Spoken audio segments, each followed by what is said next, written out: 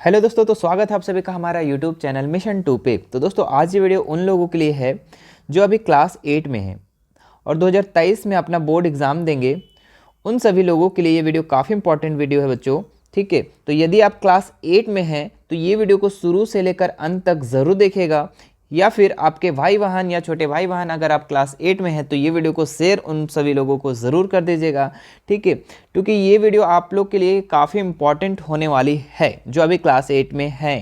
ठीक है, तो आज हम क्लास 8 का साइंस का यानी विज्ञान का मॉडल सेट 1 करवाएंगे। ठीक है, हम टोटल मॉडल सेट 10 करवाएंगे। कितना मॉडल सेट करवाएंगे? 10 मॉडल सेट करवाएंगे। ठीक है, जिसमें से सारे मॉडल सेट में आपका इम्पॉर्टेंट क्वेश्चन को लिया गया है जो पिछला ईयर 2-4 सालों से बार बार पूछा जा रहा है। उन सभी क्वेश्चन को इस पूरा मॉडल सेट तैयार किया गया है। अब 10 मॉडल सेट करवाएंगे जिसमें से प्रत्येक मॉडल सेट में कितना क्वेश्चन होगा? 20 क्वेश्चन होगा। अब यहाँ से देखिए कितना क्वेश्चन हो जाएगा आप लोग का? 200 क्वेश्चन।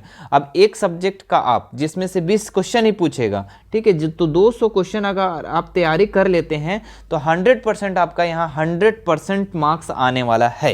ठीक है, इसी सब क्वेश्चन में से आपको कहीं ना कहीं बोर्ड एग्जाम में देखने को जरूर मिलेगा। ठीक है, तो चलिए ज़्यादा लेट ना करते हुए हम लोग क्वेश्चन की तरफ बढ़ते हैं कि क्या क्या इस क्वेश्चन है। ठीक है, तो चलिए सबसे पहला नंबर क्वेश्चन हम लोग सबसे पहले देखते हैं। कोशिका की खोज किसने की? ठीक है, तो बहुत इंपॉर्टेंट क्वेश्चन है, बहुत बार पूछा गया ये सवाल है। ठीक है, तो कोशिका का खोज किसने किया था? तो यहाँ पे 4 ऑप्शन दिए बच्चों। ठीक है, Robert Hooke, Antonie van Leeuwenhoek, Edward Jenner, Louis Pasteur. तो आप लोग को पता होगा कोशिका की खोज किसने की? तो रॉबर्ट हुक किए। कब किए थे? 1665 ईस्वी में। ठीक है, याद होगा। ठीक है, चलिए आगे बढ़ते हैं हम लोग दूसरे क्वेश्चन की तरफ। ठीक है, देखिए क्या लिखा हुआ है। कौन सी मुलायम धातु को चाकू से काटा जा सकता है? देखिए 2019 में पूछा गया सवाल है बच्चों। ठीक है, 19 क्या आपका 22 में भी इसको पूछा गया था सवाल। ठीक है, तो कौन सी मुलायम धातु जो को चाकू से काटा जा सकता है आसानी से? ठीक है, तो कौन सी मुलायम धातु है? तो सोडियम बच्चों। इसका राइट आंसर ऑप्शन नंबर 3 हो जाएगा। ठीक है, सोडियम ऐसी धातु है जो मुलायम होता है और वो चाकू से आसान से काट सकते हैं ना। चलो आगे बढ़ते हैं हम लोग। अलेक्जेंडर फ्लेमिंग ने 1928 में किस पहले प्रतिजैविक की खोज की? ठीक है, तो यहाँ पे लिखा हुआ है टेट्रासाइक्लिन। ठीक है, स्ट्रेप्टोमाइसिन, एरिथ्रोमाइसिन या फिर पेनिसिलिन। तो बच्चों इसका बताइए कौन सा राइट आंसर हो जाएगा? तो इसका जो राइट आंसर हो जाएगा बच्चों पेनिसिलिन। ठीक है, अलेक्जेंडर फ्लेमिंग 1928 में जो प्रतिजैविक की खोज किया था वो कौन था? पेनिसिलिन। तो ऑप्शन नंबर 4 इसका राइट हो जाएगा। चलो आगे बढ़ते हैं हम लोग। बिजली मिस्त्री हाथ में रबड़ के दस्ताने पहनकर काम करता है क्योंकि? आप लोग देखे होंगे जो बिजली मिस्त्री होता है आपका, ठीक है, वो हाथ में कोई दस्ताना पहनता है रबड़ का। ठीक है, तो क्यों पहनता है ना? तो यहाँ 4 ऑप्शन दिया। सामान पकड़ने की सहायता होती है, हाथ में जलन नहीं होती है, हाथ बिजली में झटका नहीं लगता, हाथ में घर्षण नहीं होता है। तो आप लोग को पता होगा ठीक है कि वो दस्ताना क्यों पहनता है? क्योंकि बिजली का झटका नहीं लगे, है ना, हाथ में बिजली का झटका नहीं लगे, इसीलिए वो रबड़ का दस्ताना पहनता है। तो ऑप्शन नंबर 3 इसका राइट हो जाएगा। ठीक है, आगे बढ़ते हैं हम लोग। किशोर अवस्था में लड़कों के उभरे हुए स्वर यंत्र का नाम क्या है? बहुत बार पूछा गया सवाल है बच्चों। ठीक है, तो किशोर अवस्था में लड़कों के उभरे हुए स्वर यंत्र का क्या नाम है? कंठमणि। ठीक है, जो लड़कों में आप देखे होंगे गर्दन के पास हल्का सा उठ जाता है, उसी को हम लोग कंठमणि कहते हैं और उसी के कारण क्या होता है? लड़कों लोग के आवाज मोटा हो जाता है ना। तो कंठमणि इसका राइट आंसर हो जाएगा। आगे बढ़ते हैं हम लोग अगले क्वेश्चन की तरफ, क्वेश्चन नंबर 6 में। ठीक है, क्या लिखा हुआ है? आवेशित वस्तुओं द्वारा दूसरी वस्तुओं पर कुछ दूरी से बिना सीधे संपर्क लगने वाले बल को कहते हैं। तो यहाँ बताइए घर्षण बल, चुंबकीय बल, गुरुत्व बल या फिर वैद्युत बल। बताइए बच्चों इसका कौन सा आंसर हो जाएगा? यानी आवेशित वस्तुओं द्वारा दूसरी वस्तुओं को कुछ दूरी बिना सीधे संपर्क लगने वाले बल को क्या कहते हैं? वैद्युत बल कहते हैं बच्चों। तो इसका राइट आंसर ऑप्शन नंबर 4 हो जाएगा। ठीक है, चलो आगे बढ़ते हैं हम लोग। दहन के लिए आवश्यक है, कोई भी चीज़ जलाते हैं आप लोग तो उसके लिए क्या चाहिए? हवा चाहिए, पानी चाहिए, आग चाहिए या फिर ज्वाला चाहिए बच्चों? बताओ जल्दी से, इसका कौन सा आंसर हो जाएगा? तो इसके लिए क्या चाहिए? दहन के लिए क्या आवश्यक है? हवा आवश्यक है बच्चों। ठीक है, कोई भी चीज़ जलने के लिए हवा होना चाहिए, ऑक्सीजन होना चाहिए। ऑक्सीजन नहीं है तो वहाँ पर जलेगा नहीं। ठीक है, चलो आगे बढ़ते हैं हम लोग। वे जंतु जो सीधे शिशु को जन्म देते हैं, जन्म ना देकर अंडे देते हैं, उन्हें कहते हैं। तो शिशु को जन्म नहीं देता है, जो अंडा देता है, जैसे मुर्गी अंडा देता है, उन्हें क्या कहेंगे? जरायुज, अंडपराजक, शैशवज, फिर लैंगिकज। तो क्या बोलेंगे बच्चों इसका? अंडपराजक। ठीक है, जो अंडा देता है उसको हम लोग क्या बोलते हैं? अंडपराजक। ठीक है, और जो जंतु शिशु को डायरेक्ट जन्म देता है उसको हम लोग जरायुज कहते हैं। ठीक है, तो यहाँ पे बोला है जो शिशु को जन्म ना देकर अंडा देता है उसको हम लोग क्या बोलेंगे? अंडपराजक। ठीक है, चलो आगे बढ़ते हैं हम लोग। क्या बोल रहा है? आंख से दिव्यांग व्यक्ति के लिए कौन सी लिपि लोकप्रिय है? जैसे जो आंख से अंधा है, ठीक है, तो उसको कौन सा लिपि जो लोकप्रिय है? तो बच्चों इसका जो राइट आंसर हो जाएगा यहाँ पे ब्रेल लिपि, है ना। कौन सा लिपि? ब्रेल लिपि। इसमें क्या होता है ब्रेल लिपि में बच्चों? देखिए जो लिखा हुआ है ना, लिखा हुआ, ये लिखा हुआ उठा उठा हुआ नजर आएगा। ठीक है, मतलब कि ये मोटा मोटा लिखा हुआ रहेगा और उठा उठा हुआ लगेगा। तो वो क्या करता है? अपने उंगली से छू छू कर वो स्पर्श करके देखता है क्या लिखा हुआ है ना। तो जो आंख से दिव्यांग व्यक्ति के लिए कौन सा लोकप्रिय लिपि है? तो ब्रेल लिपि, है ना। चलो आगे बढ़ते हैं हम लोग 10 नंबर सवाल में। क्या लिखा हुआ है? जब एक ही किस्म के पौधे किसी स्थान पर बड़े पैमाने पर नियमित रूप से उगाए जाते हैं तो उसे क्या कहते हैं? चलो इसका ऑप्शन देख लेते हैं बच्चों। ऑप्शन इसका क्या क्या है? ठीक है, देखिए यहाँ पे आपका ऑप्शन दिया हुआ है। चलो ऑप्शन क्या क्या यहाँ पे दिया हुआ है देखो। अनाज, फसल, कृषि या फिर खेती। ठीक है, तो बताओ बच्चों इसका कौन सा आंसर हो जाएगा? फसल। ठीक है, जब एक ही जैसा चीज को हम उगाते हैं तो उसको हम लोग क्या बोलेंगे? फसल। तो ऑप्शन नंबर 2 इसका राइट हो जाएगा। आगे बढ़ते हैं हम लोग। निम्न में से कौन सा प्राकृतिक उपग्रह है? प्राकृतिक उपग्रह यहाँ पे कौन सा है बच्चों? बताओ जल्दी से। तो यहाँ पे 4 ऑप्शन दिया, आर्यभट्ट, बृहस्पति, सूर्य या फिर चंद्रमा। ठीक है, तो बताओ बच्चों कौन सा हो जाएगा? देखिए सबसे पहले 2 ऑप्शन कट जाएगा। क्यों कटेगा?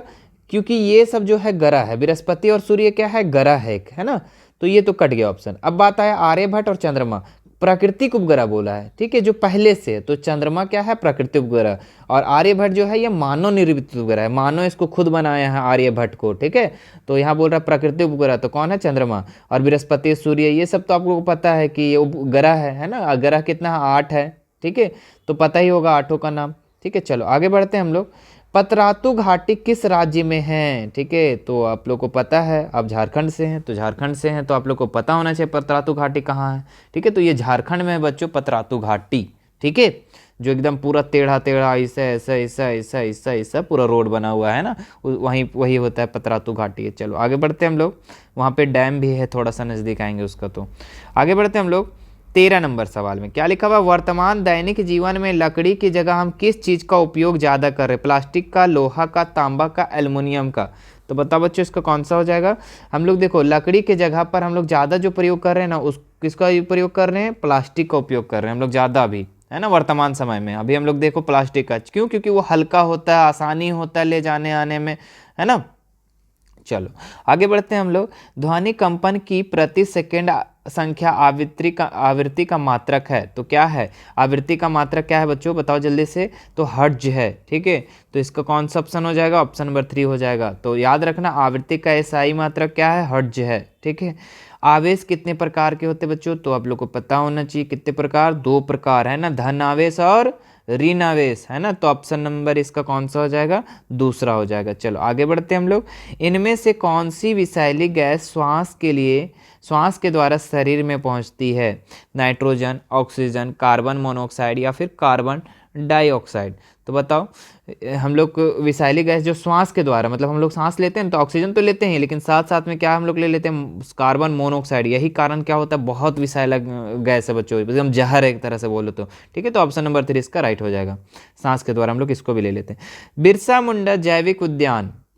मुंडा जैविक उद्यान झारखंड के किस जिले में अवस्थित है बच्चों?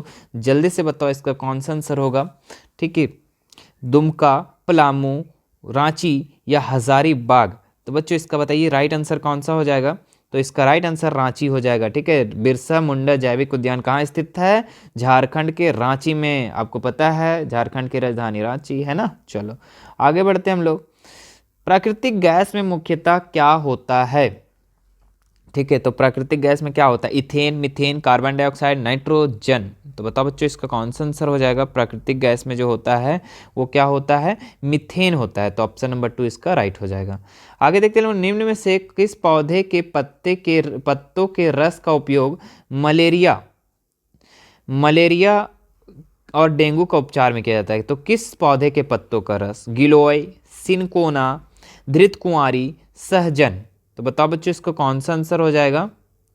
तो इसका राइट आंसर जो हो जाएगा ऑप्शन नंबर 2 सिनकोना। ठीक है। निम्न में से ये जो पौधा, इस पौधे के पत्ता, सिनकोना के पौधे का पत्ता जो है, इसी से क्या होता है, मलेरिया और डेंगू का उपचार किया जाता है ना। चलो आगे बढ़ते हैं हम लोग। खगोलीय पिंडों की दूरी को किस इकाई में मापा जाता है। खगोलीय पिंड, ठीक है, जितने भी आसमान में सौर परिवार में खगोलीय पिंड है, उन लोगों की दूरी किस में मापे जाते हैं, किलोमीटर में, मीटर में, प्रकाश वर्ष में या सौर वर्ष में। तो बच्चों इसका राइट आंसर हो जाएगा प्रकाश वर्ष में। खगोलीय पिंड की दूरी को हम लोग किस में मापते हैं, प्रकाश वर्ष में। तो ये था बच्चों आप लोग का 20 का 20 सवाल। ठीक है, काफ़ी इंपॉर्टेंट है, बार बार पूछा जाने वाला ये सब सवाल है बच्चों। ठीक है, तो इसको पूरा अच्छे से कंप्लीट कर लो। एक बार में नहीं समझ में आता है, दूसरी बार फिर से देखो इस वीडियो को। ठीक है, आगे हम इसका मॉडल सेट 2 को बहुत जल्द अपलोड करेंगे। तो आप हमारे चैनल पे बने रहे बच्चों। अगर हमारे आप चैनल को सब्सक्राइब नहीं किए तो सब्सक्राइब करके बेल आइकन बटन को भी ज़रूर प्रेस कर दीजिए। ठीक है, और कमेंट कीजिए, ठीक है, लाइक कीजिए, शेयर कीजिए अपने दोस्त, फ्रेंड्स और अपने रिलेटिव्स जो क्लास 8 में हैं, या फिर अपने स्कूल ग्रुप में कीजिए। ठीक है, मिलते हैं नेक्स्ट वीडियो में। धन्यवाद।